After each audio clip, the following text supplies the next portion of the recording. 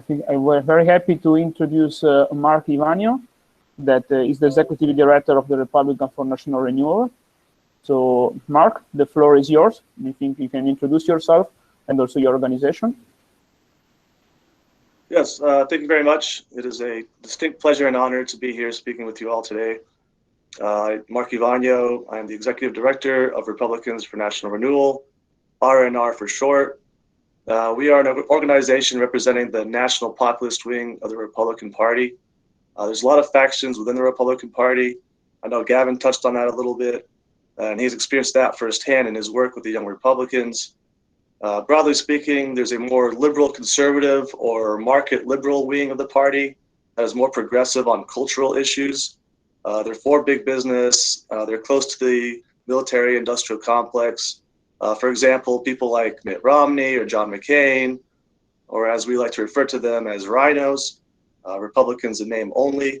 And there's also a more national populist wing that emphasizes patriotism, law and order, sovereignty, identity, similar values to Lega. We are very much from that second faction, and President Trump is as well. We seek to promote the president's political agenda, including reducing immigration, rebuilding our infrastructure, and taking on social media censorship by big tech companies. We want to take over internal Republican Party institutions like the Republican National Committee, the College Republicans, the Young Republicans, and the state Republican parties. We are pleased that we are now at high-level members within all of these institutions. We're a very new organization. We just launched only at the end of February this year at CPAC. We are pleased that the League MEP Paolo Borchia spoke at our launch event at CPAC in Washington, D.C. We started talking to Lega Giovani, specifically to your International Secretary, Davide Quadri, over the summer. We were able to introduce him to Gavin from the Young Republicans, who's here with us today, who I've known for many years. We drafted, arranged, and helped organize the ultimate cooperation agreement between Lega Giovani and the New York Young Republicans, which is the first ever cooperation agreement between a Lega institution and a Republican institution. And that is an achievement we are proud of, and we look forward to a productive and continuing relationship between those groups. And we also look forward to future events like these, but in person once the China virus hysteria dies down.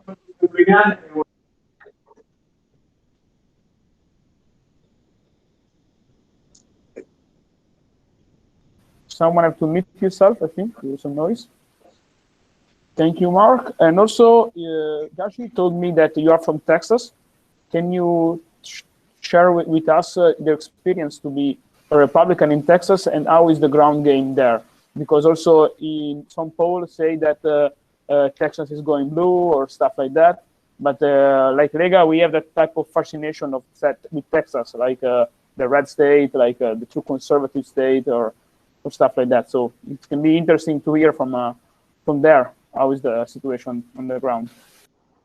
Sure. Yeah. So the common saying is that Texas will basically be the last holdout.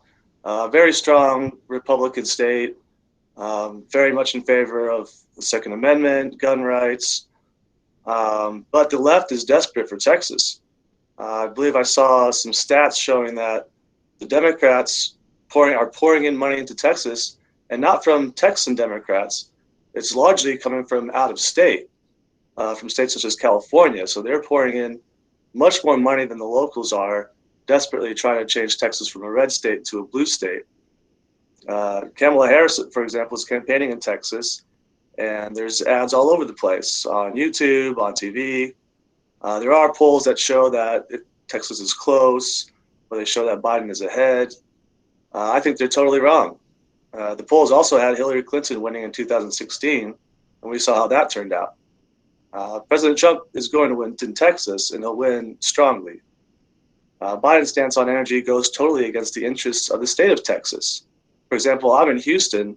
Our whole economy is dependent on oil and gas. Biden has said multiple times he's against fossil fuels. He's against oil and gas. He's against fracking. Texans are, in general, patriotic people, and they don't like the anti-Americanism and chaos of Antifa and Black Lives Matter. Texans value the right to possess firearms, and Biden and Harris stand for strict gun control. And by the way, I'd like to give credit to Matteo Salvini for expanding his people's gun rights in Italy. Also, there are a large number of Latino voters in Texas, and Trump's share of the Hispanic vote, especially among Hispanic males, has gone up considerably since the 2016 election. There was a recent poll showing Trump ahead of Biden with Latino males in Texas. Texas has voter ID laws, unlike some other states like Pennsylvania, and so we should not be having dead people or illegal aliens voting, which really is a genuine problem in these other states. I will note that I saw a lot of people around. Probably there's only one city who's very liberal here in Texas, and that's Austin. And it's very liberal, large in part because many Californians and New Yorkers are moving to Austin. But Austin certainly does not reflect the values of Texas in general. And once again, I'm confident that Texas this time around will vote Trump once again. Okay, thank you, Marco. And I think we can move to another question about why you made that organization strongly connected with the Trump administration, and why Trump can be very good to have a second term also for you, for Texas, and for the world, for the value of the world. Well, Trump needs to win his second term, and I believe he will win by winning states in the upper Midwest. Second term would allow him to deliver on his promises to the party base without being encumbered by having to win an election. I mean, I'm sure you've seen Trump's been campaigning all over the place. Very high energy. I mean, there seems to be a rally every day. Once he can get beyond that, he can finally get to accomplishing what he's promised, finishing the wall, stop social media censorship. He can reform the libel laws to stop fake news from the liberal mainstream media. He can also improve diplomatic relations with Russia to resolve many more of the world's conflicts in Libya, Syria, Armenia, Ukraine. It is also important that Republicans hold the Senate, which I think they will. If President Trump does not win, it will hurt the national populist movement, not only in the United States, but across the world, as people will consider a defeat of him as symbolizing the failure of the whole movement, which this may hurt politicians like Salvini. The goal of Biden and the Democrats, if they are elected, and Kamala Harris has already said this, is to punish people who supported Trump, who worked or campaigned for him, who helped him get elected, who aligned themselves with him during his presidency. That's not going to just apply domestically, but also to foreign governments and political figures. The Biden administration may enact diplomatic penalties, maybe even sanctions, against other countries with national populist governments. He threatened sanctions against Bolsonaro in Brazil during one of the debates. At campaign rallies and during a town hall event, he called Poland and Hungary totalitarian regimes and insulted their leaders and political figures, and called them thugs. It is likely that Matteo Salvini became the prime minister of Italy during the Biden presidency. He would face very bad treatment from Biden and Harris. I think this Biden policy would force Italy to consider partners other than the United States.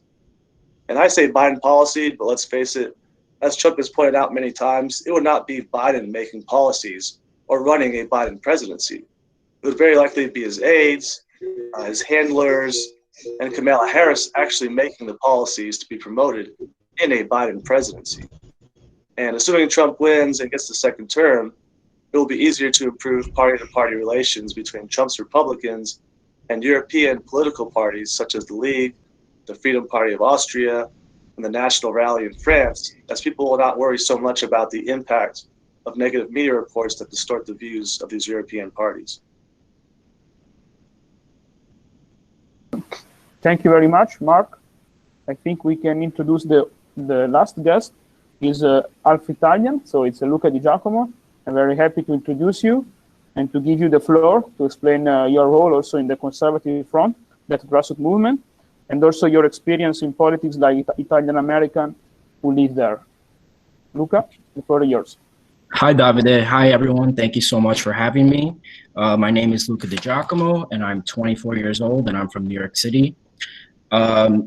Unlike Gavin and Mark, my involvement in American politics hasn't been so much in a physical sense, more so in a virtually. So, for example, we would, my organization on Twitter is Cons Front, Conservative Front, and from there I was able to recruit many people online. We were able to coordinate together, post a lot of content, videos, memes. So it's likely that you've come across our videos, but we don't so much publicly display it. Yeah, so a little bit on our organizations. We formed in 2016. And since then, since Trump's election, we've transitioned more into networking, and that's what we do right now. And that's how I came across Republicans of National Renewal and many political parties in Europe and other groups. And because I'm a dual citizen, I was also able to get involved in Italian politics. And I was the New York coordinator for the Movimento Associativo Italiani all'Estero, or the Associative Movement of Italians Abroad. And from there, I was able to organize activities and acquire more funds for Italians abroad and fight for the allocation of funding for embassies and consulates so that they did not close. And also, we fight for keeping citizenship for Italians abroad through Jus Sanguinis. Yeah, that's pretty much it on my role in American and Italian. Luca, you told me also that you, with that experience, also in the committees, I think it's quite interesting to us to know a bit how that organization work, because it's a bit unknown in the Italian politics, how we work in the foreign country, the Italian citizen election system and stuff like that. And also it was very interesting what you told me, that you feel that the Movimento for Italian Abroad don't represent your Italian heritage and soul. It's more like a play for politics, but you need, and also abroad, we need more Italian values, conservative values to be represented. Right. So my party, which I wouldn't say my party anymore. I've kind of disengaged from them, but we didn't have any like formidable political positions. We were more so about just helping Italians abroad, and it was very centrist or big tent kind of party, if you will. So I would personally, I'm more aligned with Lega in terms of national sovereignty, strong external borders, protectionist economics, and against immigration and pro-family policies. But the Associated Movement of Italians Abroad only focus on those key aspects of allocating more funding for Italians abroad. And from your perspective, how is the Trump seen in the Italian community, in the Italian American community? Because we have seen also that he have many times advocate for protecting Italian heritage in the US, especially when there is the attack of Columbus statues and stuff like that. That question also can work also for Gavin after, so it's a mixed question. Right. So yeah, Trump did take a stance on Columbus Day, and I believe he was for it. And many of the Italian Americans actually protected the statues of Columbus in their respective cities. So in Philadelphia, you had many Italians that circled the Columbus statue, and I believe also in New York City.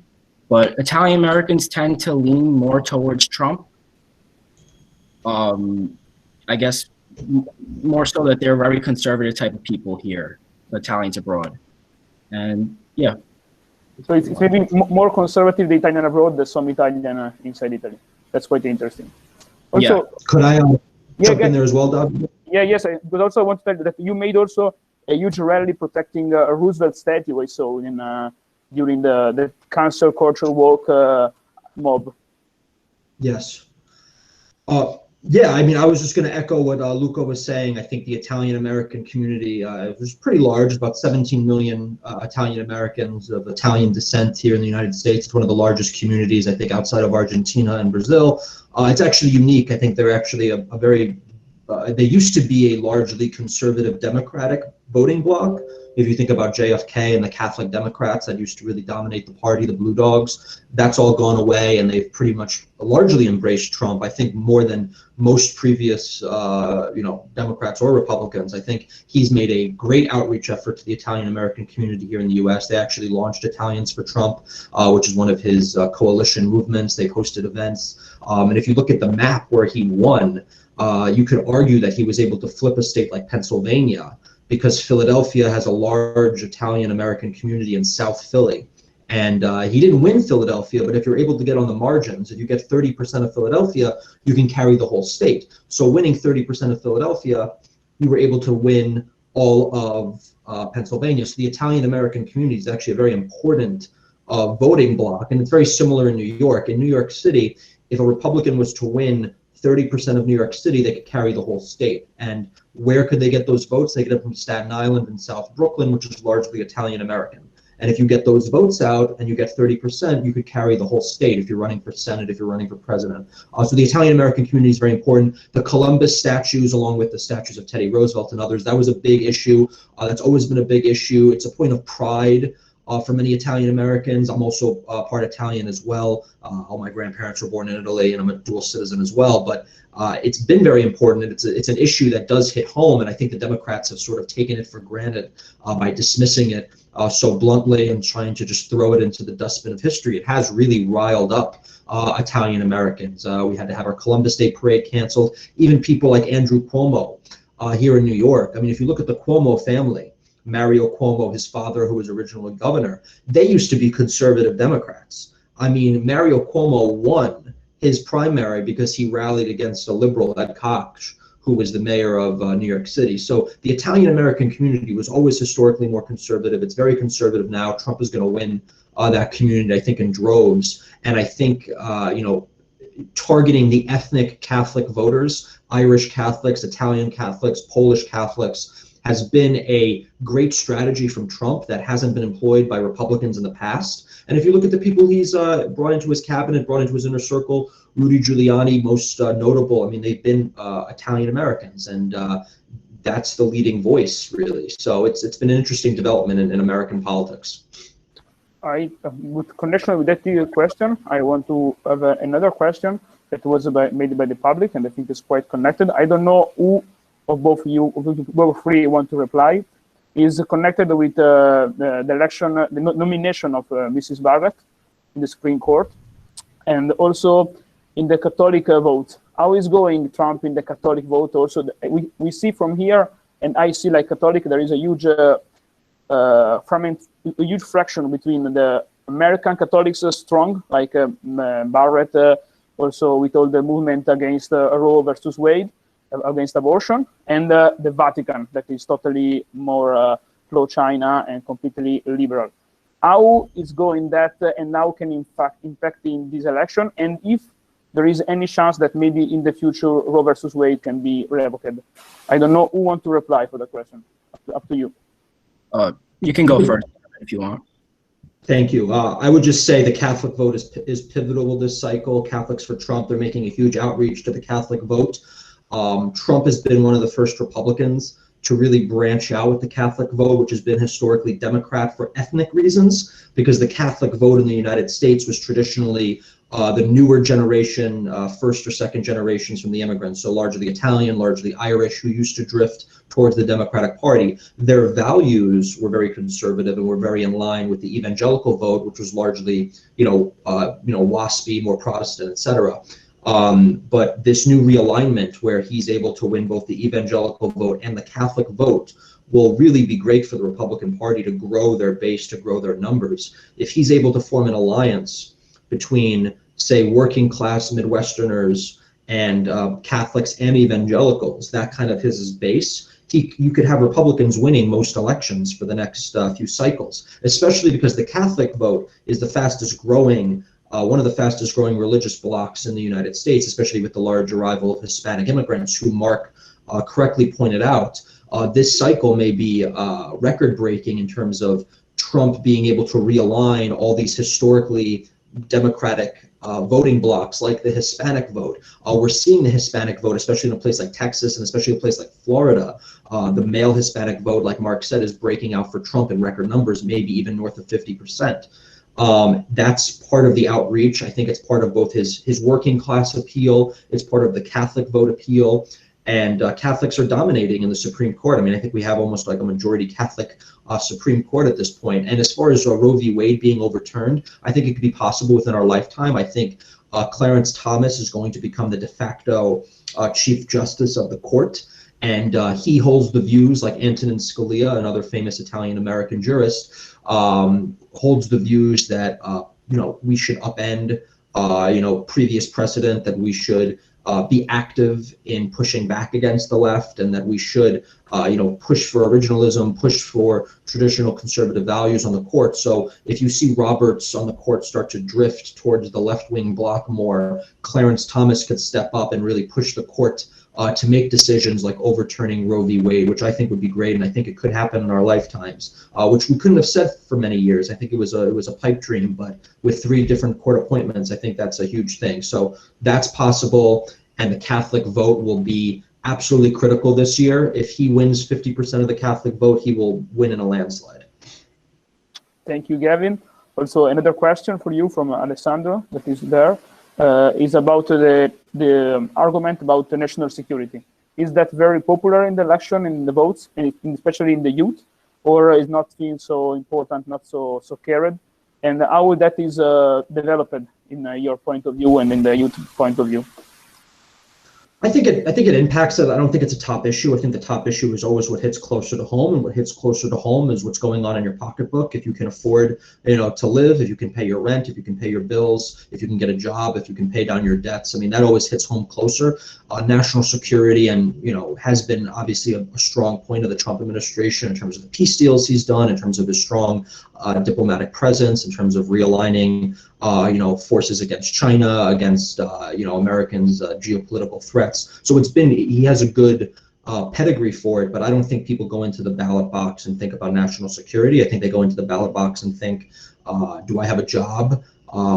Do I feel better off than I did 4 years ago? Can I afford more things? And if you look at the polls, people are better off than they were 4 years ago. People are better off than they were 8 years ago. Those are the polls that really matter, and when people get to the ballot box, that's what they're going to vote for. As far as the youth vote, again, I think the youth vote, if anyone, and I think it's the same in Italy, I think it's the same across not just Italy and the United States, but the whole Western world. The young have really suffered, and I think globalism is a large part to play in that. Our parent, I think this is very similar to Italy. I think previous generations, they were able to experience a lot of economic growth. They were able to afford, more than what their children now can afford. They were able to have families sooner. They were able to, kind of live the American dream, and they were also able to live a middle-class lifestyle in Italy. But what we're seeing is that there's less jobs, maybe due to immigration, due to this globalist drives, which have really destroyed the economies of our nations, and it's really hurt the young more than anything. It hasn't hurt the middle-aged. It hasn't hurt the elderly. So economic issues, I think, among American youth are the number one priority, especially when we have a student loan crisis in the U.S., which is very unique. You don't have that in Italy, but many in the American, millennials and Gen Zers, they have tons of debt. They almost have like a mortgage.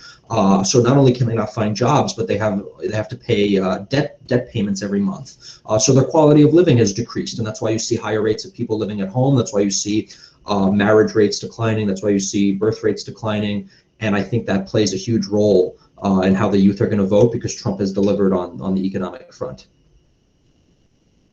Thank you, Gavin. I think that I have a question. I have many questions connected that maybe Mark can reply. It can be very interesting to hear from you about the Senate, about how it's going the race for the Senate, if it's possible that the Republican can improve their majority in the Senate, and if it's possible that some moderate or maybe weak state like Arizona or Cory Gardner in Colorado can use the Trump momentum to regain the seat. Yeah, sure. Well, I think it kind of goes to outreach. If Trump wins and he also promotes people running for Senate, then they will also win. If Trump loses and people are just going to the polls and voting straight Democrat, that's not going to be helpful at all. And as Gavin was saying, actually on the Catholic vote, that's a good point, that Biden presents himself as a Catholic, but he's actually been denied communion in the past because of his pro-abortion stance. It's kind of amazing that somebody could consider themselves Catholic and vote for a political party or a politician who openly supports abortion. I know I've seen some videos from Father Altman, and if you haven't seen them, I recommend them, where he says you cannot be Catholic and vote Democrat. It doesn't mean that you necessarily have to vote Republican, but you can't vote Democrat because you're supporting a platform for abortion.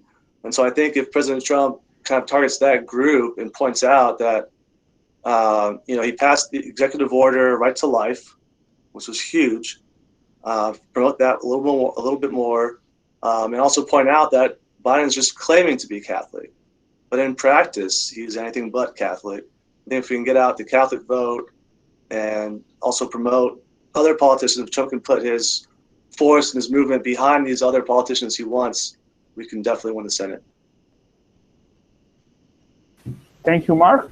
I think we can move to Luca for the next question. It's about the people fleeing for blue state, why they're fleeing, why they maybe push their vote for the other state, that when went to another state, they're still voting for them. And now with the situation that maybe you feel between this from Italy and New York about security and also taxation and all this, the typically blue state problem. I'm sorry, can you repeat that last part? You cut in and out. The question is, why are people fleeing from blue state because of school and service and high taxation, and then still voting for blue, for Democrats in other state? And maybe if you can compare the situation between what you see in Italy and in New York about criminality and also security and stuff like that. Right, so the situation that you'll see here is that many people will leave Democrat cities, for example, and they'll see the failures of that the Democrats created in those cities, and then they will replicate it wherever they move. For example, a lot of New Yorkers have been moving to North Carolina, I believe, and bringing those Democrat policies with them, and that Democrat voter bloc also. So in terms of Italians moving to New York, well, more so the new generation of Italian immigrants coming to New York and to the United States are more liberal than previous generations. The generations that came before have been very conservative and have maintained that. For example, I live in Staten Island, New York, and the Italians here have been able to maintain their identity, and this is actually the most conservative Republican place in New York City. In the country. In the country. Nice. I think Staten Island was like redder. I think it voted like 70% for Trump. I mean, it's one of the reddest areas, like full stop. It's actually kind of crazy. Right. Almost every single house that you see here will have a Trump sign in front of it. The entire South Shore of Staten Island, the entire everything but the North Shore of Staten Island. So yeah, as Gavin said, about 70% or more. You have also the question that is the same city of Ocasio-Cortez, so it's very strange. So I think that we can take other question that we have here is I think maybe Gavin for that can be nice to hear from you about also the VIP culture and the woke culture that athletes, actor and singer trying to push. Is that working or people are rejecting it? And how that compromise the re-election of Trump?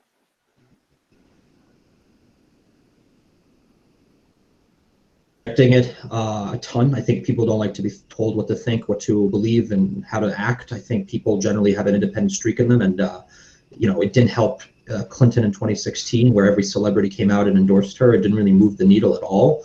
I think a lot of these celebrities and a lot of these actors and athletes, they have a very high view of themselves. They really think that they can make a difference, and just because they have fans, that those fans are going to follow them blindly politically. I could look at someone and be like, I think he's a good actor, I think he's a great athlete, I think this is a smart person, but I don't agree with their politics. So I think there's a huge disconnect there, and you've even seen it with like the censorship. I think it just happened recently with Joe Rogan, which is the most popular podcast in the United States, probably in the world. And they were trying to censor him in his interview he did with Alex Jones or something, and people were rejecting it. And now it's one of the most viewed podcast episodes ever. So the market is there. The market speaks. The people have spoken, and they don't want to be told what to think. They want more information. They want to hear all sides of it. And I think this celebrity class is living in such a bubble, and they're living in such their own world that they don't realize that their popularity is fading, that people are not listening to them anymore, that people don't care about them anymore, and they don't really have as much influence as they once did. And that's a good thing. I think that's a great thing, because the Democratic Party and the liberal media establishment was able to centralize a lot of their influencing through these, a handful of influential figures who are all, culturally left. So I think they're pushing back on that. And the cancel culture, the wokeness, particularly on college campuses, I mean, there's a huge pushback against that. I think it's turning off a lot of people. I know it's turning off people that would have been considered left of center. I think it's just become so overdone, the political correctness, that kind of culture where you can't speak your mind, where you're scared of everything you have to say. I think that's backfiring tremendously against the left, and I think they don't realize it yet because they're so arrogant. But we'll see. I mean, we have a few more days. Maybe I'm wrong, but the general sense of it that I'm getting from talking to people on both sides of the political spectrum is that they're sick of being told what to think. They're sick of not being able to speak their mind, and it's having negative consequences for the left. Thank you. I think we can go to the economic question. I don't know who want to reply about that. It's about the question that talking about the economy in Italy, even the right wing is going more neo-Keynesian position, but the GOP had started moving its way, or is still a very strong influence of Reagan economics and Milton Friedman? I don't know who want to talk about that. I know it's quite a complicated issue. I study economy, so it's maybe a question that I made, but not my question. But we don't know who want to reply. I can reply to that. The question is, oh, sorry. Yeah, we definitely want to push the GOP in that direction towards economic nationalism, protectionism, more infrastructure spending, more spending domestically in general, regulation of big tech. They became such big arbiters of who can speak and who cannot that they're no longer, just a private company. They are basically the public square. Trump has promised $1 billion in infrastructure spending. Free market fundamentalism no longer works. 2008 proved that. Trump has exposed that as we're getting ripped off by China for decades now. And then also the pandemic also showed that we can't depend on other countries, especially China. They sent out, I think it was ventilators that were faulty. We learned a lot through the pandemic. And so we want to push much more towards being independent economically, as opposed to just free trade all around. Meanwhile, we're getting tariffs from other countries while they pay nothing. And so we need to also provide direct financial assistance for people hurt by the pandemic and a lockdown. And the Republican senators tried to block this, but Trump is for. Okay, thank you. I think there is also a question that is coming many times there, and maybe it can be also interesting to know, because it's something that maybe I don't know and many people don't know, about the Q movement. There is many questions about Q movement.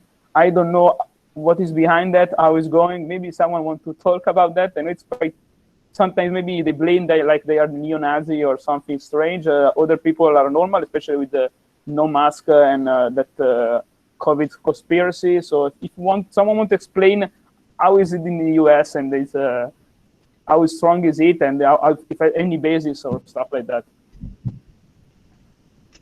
I mean, I guess I can touch on it. I mean, I think it's a grassroots movement. I'm not saying everything they say is correct or true or based on fact. I think, they talk about things that, there may have some veracity to it. There may be some truth to it. I think it's part of a general just disgust and contempt with the status quo, with the establishment, with the institutions that are just rotten and corrupt. And you wouldn't have a movement like that if people were happy with how things are going, if people were confident with how things are going. And there's a lot of distrust, and rightly so. I mean, we see the corruption at the highest levels. We see the criminality engaged in by our leaders.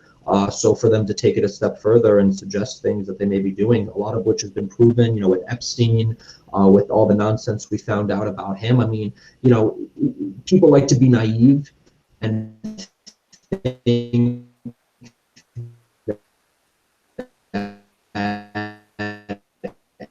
everything is good, everything is just, and everything is working around at the upper levels. But in reality, the healthy level of skepticism in society. I think a society that just kind of blindly accepts what they're told is not a healthy one.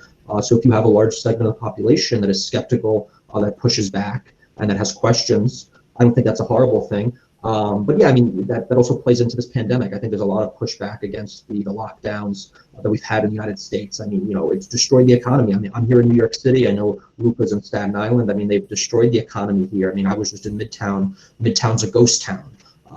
Restaurants are closed, bars are closed, everyone's wearing masks. I mean, the masks don't do anything. Everyone is still getting it. So I think that people are right to be angry, and they're right to say that this is all a lot of nonsense. So, I think that's all part of it. Thank you. I think Luca has to quit us, so have the final address to us. Sorry, say it again. No, Luca Toccarini. Sorry. Sorry. Yes, sorry, but unfortunately I have to escape from my office in Rome because the staff of the Chamber of Deputies are yelling at me to close the office. And I want to say thank you again for your presence. It was a wonderful meeting with excellent ideas and prospects for the future. And I hope to see you soon. And I want to say good luck to Gavin and all Americans for the imminent election. Good continuation. Good evening for Italian people. Good evening, sorry, for Gavin, and good night for the Italian people.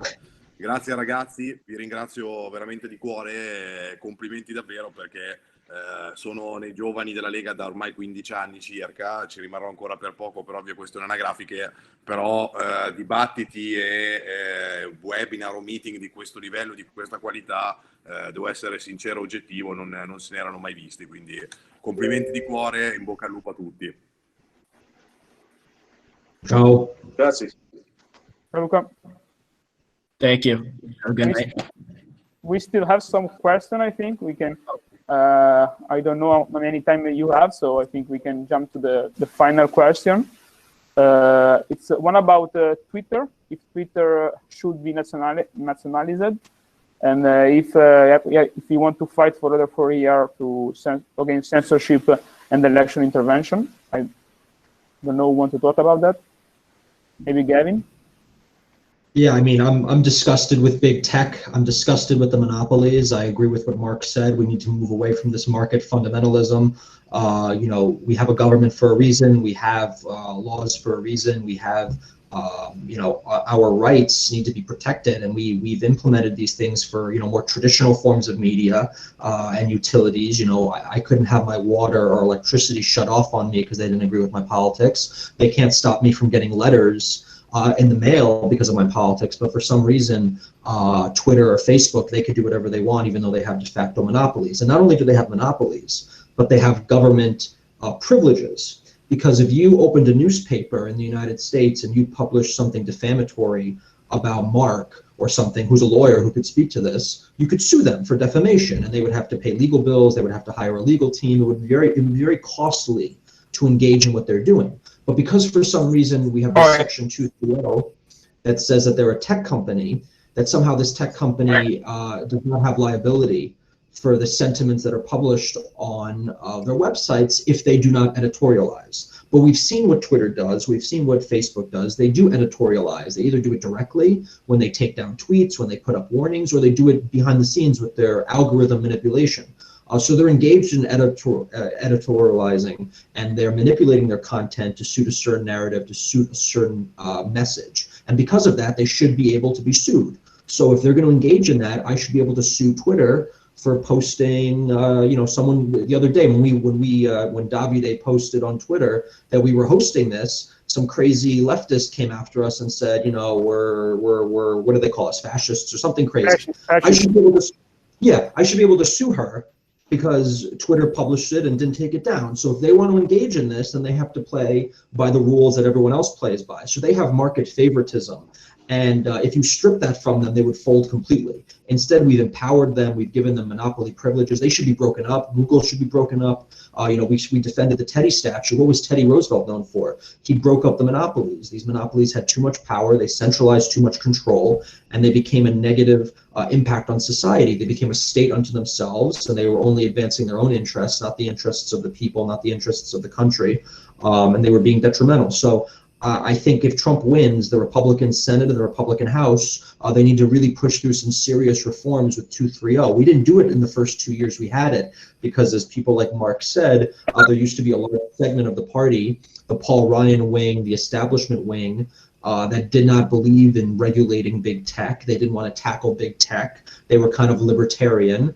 which, you know, I used to be maybe more of a libertarian myself, but I think I've seen that what they're doing is out of control. I think anyone who wants to be honest with themselves sees what they're doing, and they're only censoring one side of the political discussion. It's us. It's the right. It's the conservative side. So it's absolutely ridiculous, and they need to do something about it. Thank you, Gavin. I think we can make the last round of questions. Maybe that one can be good for Mark. Is about China and how the 5G and China issue here in Europe, and Secretary Pompeo was very, very strong. Do you see that the other 4 years of Donald Trump can be very strong and bold against China, and now that can evolve also for Europe maybe? Yes, we absolutely oppose Huawei being given access to our 5G network. We want to implement sanctions against China, not just for the trade discrepancies and unfair dealings, but obviously for the coronavirus as well. They've not only crippled our economy, they've crippled the world's economy. And not only that, they refuse to take responsibility for it. They have not so much as even issued an apology. They've actually, we've seen operatives blaming it on America, saying America created the Chinese virus. They've been on Europe, saying the virus came from Europe, for example. We support Magnitsky-style sanctions against leading CCP officials. I also recently saw there were some Chinese agents who were arrested. It's important to disconnect the U.S. and China economies in general as well. We can't be depending on China at all in any aspect, any type of trade. Economic nationalism can do that. That's why we're supporting that. I think pretty much any country, if they can, should be as independent as possible. China has basically a grip on many different economies across the world. And the farther away any country can get from China, the better off they'll be. We need to upgrade our regional partnerships as well throughout the world, in Europe and Asia, with India, with Taiwan, with Japan, to counter China. We need to stop worrying so much about the human rights issues. Because human rights are good and everything, but if you're living in squalor and your economy's in the gutter, that's what's going to matter to people. And so in building a coalition to fight China, we need to basically partner with other countries and become more independent from China as a whole, not just one country at a time. Thank you, Mark. I think we can go to Luca for another 2 questions. It's about why do you think that in Europe still Trump sounded like a warmongering or people that want to bring war in the world when he achieved also a lot of peace agreements like Israel and the Arab country? Well, I'm not quite sure why they have that perspective. Trump is actually not the war hawk that people make him out to be. Hillary Clinton is actually more of a war hawk. She actually, I believe she was in support of the bombings that were going on in Syria, whereas Trump was opposed to it at the time. So this has got to be the influence of the liberal media giving this perspective out to the world. Like you said, CNN post something and everything is just copy paste from there. So I don't know why they have that perspective, but I assume it's just influence and it's not what Trump is really about. Thank you. I think there is the last statement from Margarita, I think. I wonder if our Republican friends are aware of what ambiguous support they are receiving from the European center-right party other than Lega, because you have to know that in the European level, we have many different parties. That one is the main centrist, the European People Party, male center-right, centrist right party. That was like the Kasich party for Present You in the US. So it's very centrist, fake conservative. They try to play conservative game, but they are not conservative at all. And also we have a ID group that is our party with the most nationalist and conservative, with also the ECR, the conservative. And it's quite interesting to let you know that the European People Party leader, Donald Tusk from Poland, has tweeted his support for Joe Biden, because he said that he was friendly to Reagan economics, Reagan politics, so he supports Biden. So it's to explain you the nonsense that we are looking in Europe for the American politics. It's really a nonsense to understand what is going on the field. So it's very add, and if I may just add, we have leaders of European Party, like former Prime Minister Reinfeldt, Swedish Prime Minister, former Prime Minister from Moderata Party in EPP, and he took part in Biden campaign when it was possible before the COVID crisis. So they're actually really involved in the campaign of Joe Biden, and yet they preach they're friends of the Republicans, and it's not. I missed the last question that from Alessio. I think that after we can give you the floor for the statement, the final statement, and it's about how the link, the relationship between Putin and Trump and the US can be improved in the other 4 years, if it's possible. I don't know who want to reply that issue. Could you repeat the question? Yeah. If it's possible that the relationship with Putin can be straightened after the second election, when Trump has nothing to lose and could express better his geopolitical vision? Oh yeah, I mean, just look at Obama when he got caught on the hot mic with Medvedev and said in his second term he'd have more flexibility. I think, you know, it was funny that he said that, but it's the truth. I mean, I think in the second term, I think there'll be a lot more flexibility with these things. I think by then the Russia hoax will be completely discredited. And at the end of the day, I mean, I think there's a huge segment of the establishment and the media, particularly in the Pentagon and the State Department, that still have like this fetish over the Cold War, and they still want to fight the Soviets that don't exist anymore while ignoring the Chinese threat. I mean, look, at the end of the day, Russia, you know, it has an economy smaller than California. It has military assets that are, you know, decaying, that are, you know, 20, 30 years old. They're certainly formidable, and they certainly are a regional player, and they have some force projection, but they're not the superpower they once were outside of their nuclear arsenal. They're an economic backwater. But I think that they could be useful as a hedge against China. I think they could be useful as a hedge against radical Islamism. I think they could be useful as a hedge even against, you know, the centralization of Europe under Germany or Brussels. So, I mean, we should look at them as a partner in certain areas and a foe in others, but they shouldn't be just written off. You know, you look at the war that's happening in Armenia and Azerbaijan, where you have Turkey and Azerbaijan trying to invade an independent Christian nation, and no one cares who's the only people defending them. Russia. If you look at what happened in Syria, you had the ancient Syrian Christian communities there that go back, you know, to the time of the Roman Empire. Who was there defending them? The Russians. And you know, our government under Obama funded radical Islamists in Syria who used American-made weapons to massacre Christians in the Middle East. And if you look at the largest Christian communities in the Middle East, places like Iraq,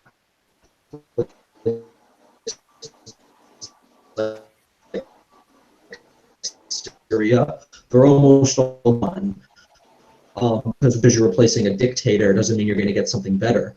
We saw that in Libya, we saw that in Iraq, we saw that in Syria. So it's sad, but it's true. And also, I mean, the whole thing with Russia is an absolute joke. I mean, the only person who's talked about this is Trump. You have people like Merkel who have, you know, a strong economy in Germany, and they don't even pay the minimum 2% to NATO for their own defense. And then they complain to us when we pull our troops out or when we're not as involved in the defense of Europe anymore. But then at the same time, they're going to sign gas deals with Russia. It's like, well, if you're going to sign gas deals with Russia and you're going to be doing deals with them and making money off of them, why do you need us to have our troops stationed? Why do you need our money to defend you? You can't have your cake and eat it too.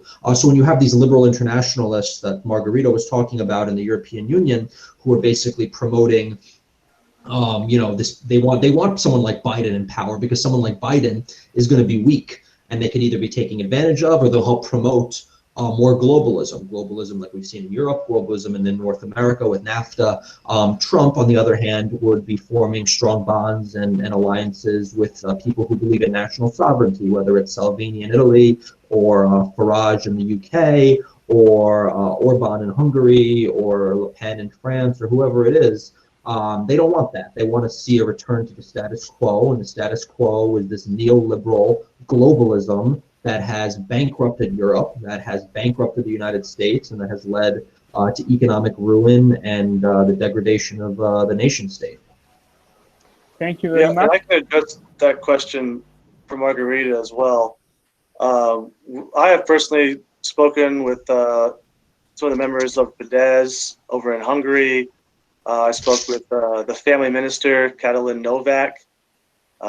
Their family policies are a huge inspiration, I think, to the general national populist movement, promoting their own population as opposed to bringing in immigrants to replace their population. We recently hosted an event with the foreign minister of Hungary, Peter Szijjártó, and he informed us that the current relationship with the Trump administration is the best relationship they've had with the American government. And he's very much hoping for a second term for President Trump, and rightfully so. We had the Sweden Democrats speak at our launch event at CPAC this year, as well as the FVD in Netherlands, Finn's party, Belongs Belong, who also attended. I believe there are a large number of patriotic Europeans who stand and support Trump and what he stands for. This is why the GOP needs to build more relationships with the European national populists. When you have the next chance to speak, in general, the German government, even though it calls itself conservative, hates Trump. We've known they've hated Trump. They would much rather have a establishment politician, or even better for them would be Biden. Merkel's a globalist. She's certainly not a conservative. I think we all know that. Thank you. I think that we are running late. We are running out of time. So I think if everyone have to make the final statement, so then we can close our meeting.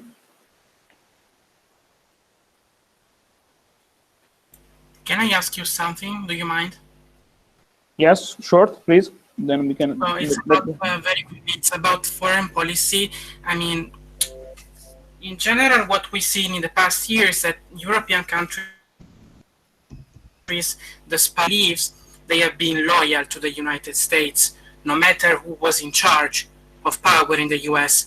But since Trump got elected, there has been such a level of concern towards America, towards state-owned media like RAI, for example, Italian media owned by the left, character assassinating the USA every day. And what I'm asking you, why do you think Trump has not already been tapped? Because they don't want to pay their fair narrow share.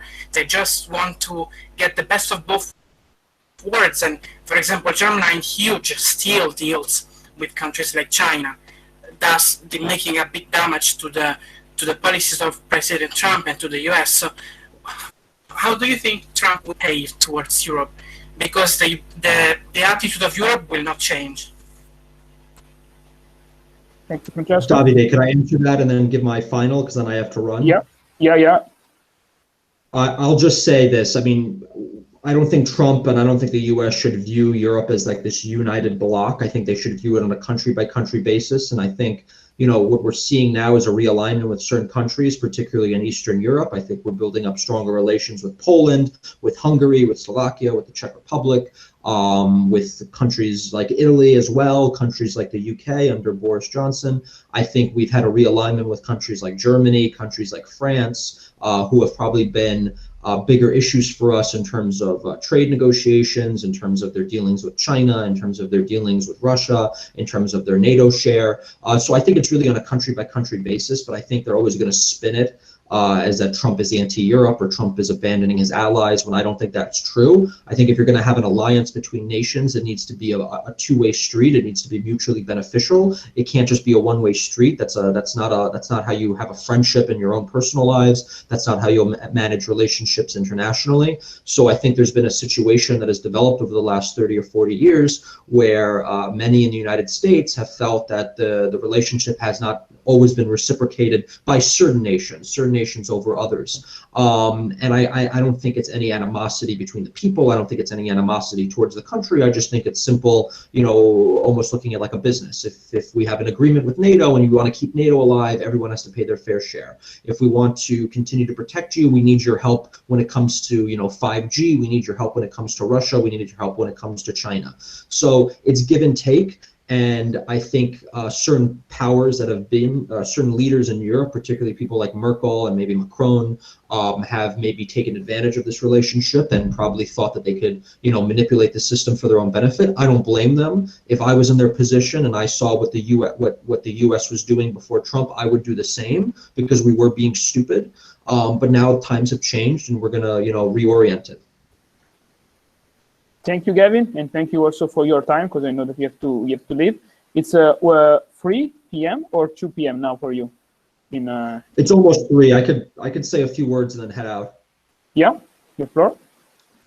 I just wanted to say thank you again, Davide, for setting this up. This is fantastic. I'm very excited to be working with you guys. I want to do more. I want to do more panels. I want to do more cooperation. All you guys on social, we've loved the feedback we've gotten from all of you. We're looking forward to continuing building strong bonds with our Italian friends. I think Lega is one of the closest ideological partners to the Republican Party. Not only do you have a conservative bent, not only do you have a populist bent, not only do you have a nationalist bent, but you're also believe in federalism, which is very important to the United States. And I think, knowing Italian history, knowing about Italy, it's kind of funny that of all the countries in Europe, you guys don't have a federal system. It's actually kind of ridiculous, seeing how different the different regions in Italy are. But we're looking forward to building stronger bonds with you, particularly here in New York. We have a large membership of our club is Italian American. I got to recruit Luca from Staten Island to join, so I'll send him his dues after this. But we're looking forward to hosting you. We really wish the best of luck to what's happening to Salvini. I think you guys are a few years ahead of us in terms of how bad the political left is. I do worry that if Trump were to lose, or if any major Republican figure were to lose, they would end up in the same situation as Salvini and they would be prosecuted and face jail time. This is the stuff of banana republics. This is not the stuff of civilized Western nations like Italy and the United States. I also want to say that, stronger bonds between our countries, stronger alignments is everyone's goal. I think Italy has a very high reputation in the US. I think maybe the United States has a much higher reputation in Italy than maybe in other European countries. I think Italy has done a way better job than many other European nations. If you look at what happened in Nice today, or Nizza, used to be Italian, that's where Garibaldi was from, but that's another story. But what happened today in Nice with this other massacre, France has gone down a horrible path. And what they did in France could be the future of Italy. It could be the future of the United States if we let the left take over. And they've had rampant immigration. They've had rampant Islamism. They've had rampant terrorist attacks. Italy has largely been good because your immigration levels are not nearly what they are in France, but it has been getting worse. So thankfully that you guys have pushed back, and that the movement in Italy is a lot stronger than it was in, say, France or it was in Germany. You guys have a lot going for you. You've grown a massive movement that everyone should try to replicate, which is not easy in a multi-party democracy like Italy to have a party that could have over a third of the support. So we wish you all the best of luck. We hope that you guys get back into power ASAP. We hope to have more MPs listed from your ranks that we could welcome as honored guests. And that's basically it. So thank you all. Grazie per tutto, and ciao. Thank you, Gavin. Mark, you want to make a final statement? Sure. Yes. Thank you again for having us, Davide. It's been a great pleasure to speak to everyone. Once again, we were confident that President Trump will win, but that doesn't mean we can relax. We shouldn't relax. Keep pressing forward. Keep fighting the good fight. Never be too confident. President Trump has demonstrated that by continuing to rally despite having such huge crowds, because we can't rest. The powers that be are pouring in so much money into their movement. They're trying to go to the left.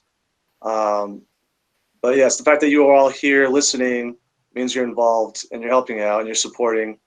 I'd like to reiterate the pride that I have in helping to facilitate with RNR the relationship between Lega and the Republican institutions.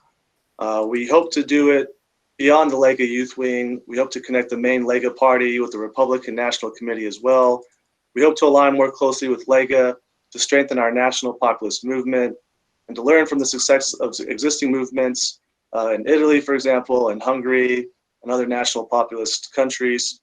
We look forward to having more events with Lega, and hopefully in the near future, we can do some similar panels to this, but in person, like I said, once the China virus hysteria dies down And thank you again, Davide, for helping connect us with other European Party youth wings. We do really appreciate it. Thank you all again for tuning in. Thank you, Mark. Thank you, Mark. Luca, it's your turn.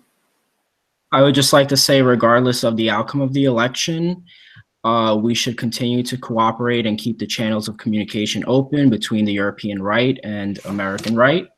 And we should just try to keep the Republican Party on the same nationalist agenda and not try to regress to previous stances, and just keep up the cooperation. And thank you so much for having me. And I'm happy to talk to you guys, and you guys can always reach out to me on Twitter at Consfront.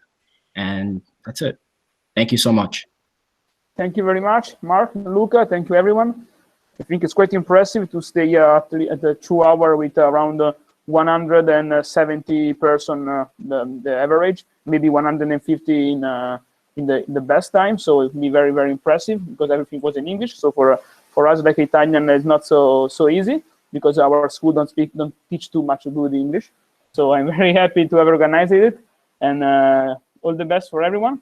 Grazie a tutti chi ha seguito per questa ora e mezza di evento. È stato magari un bel ripasso di inglese per chi non lo mastica tutti i giorni, e grazie ancora per la partecipazione, per i contributi e per il futuro che faremo insieme. Thank you all. Bye, thank you.